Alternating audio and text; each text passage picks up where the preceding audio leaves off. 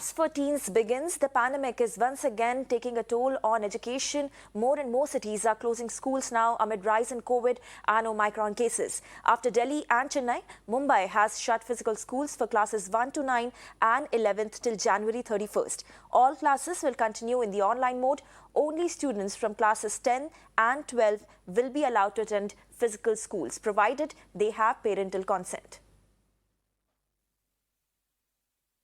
Now, Telangana has declared a holiday for all the educational institutes from January 8th to 16th. Meanwhile, Goa has shut the physical classes for standards 8th and 9th.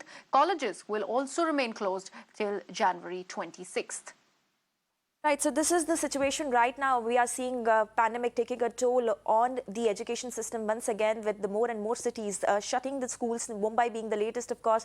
But if we take a look at the numbers that we are getting as far as COVID is concerned, on December 27, India's tally was 6,358, and now it has spiked to 33,750. In fact, Mumbai and Delhi continues to be the cities worst hit because of this spike. If we talk about Mumbai specifically, on December 28, the daily tally of COVID was 1,377, and it has now risen to a whopping 8,082. If we talk about national capital Delhi, here also numbers are not as huge as Mumbai, but of course the situation remains concerning. Of course, on December 28, the daily tally was at 496, and it has now spiked to 4,099. So this is the situation that we are seeing across the country right now. Several states and cities, of course, recording a massive spike. In fact, Disha Shah, a correspondent from Mumbai, is joining us live to talk a little more about the decision that has been taken by the authorities in the city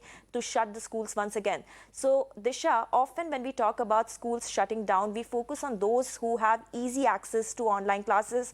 For them, missing out on offline classes is a lesser serious matter than those who study in BMC or, say, government schools, because for them, no offline classes means no education at all. Well, certainly, and let's remember this, when the COVID wave actually started, as far as the first and the second, the students who really live in the slum areas, the students who do not really had an access to a smartphone, they were in a big trouble at that point in time, because they thought that most of them would lose a year. And soon enough, of course, somehow they managed to continue with their online education, by getting or borrowing the smartphone from the neighbors or from relatives or so on. But when the offline classes really began, I remember, we had visited the BMC schools and how happy the children were. They said that finally we will get to study, finally we will see the blackboard in front of us, and our education and our growth will now, not suffer.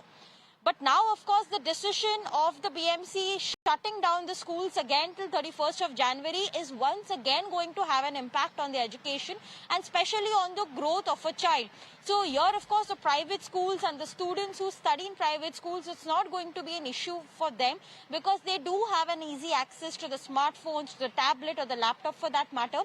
But when it comes to the vulnerable children, or, studying, few of them, of course, in the BMC schools, it is going to have an impact to them. Because now the classes 1 to 9th and even 11th are going to be shut till 31st of January, which essentially means that online education mode is going to be back. There is no need of a hybrid model is what the BMC has instructed the teachers. It is going to be absolutely online, and that has to be continued till 31st of January, keeping in mind the rise in the COVID as well as the Omicron cases in Mumbai. Right, Disha, thank you so much for joining us with all those details. We are getting some breaking news at the moment.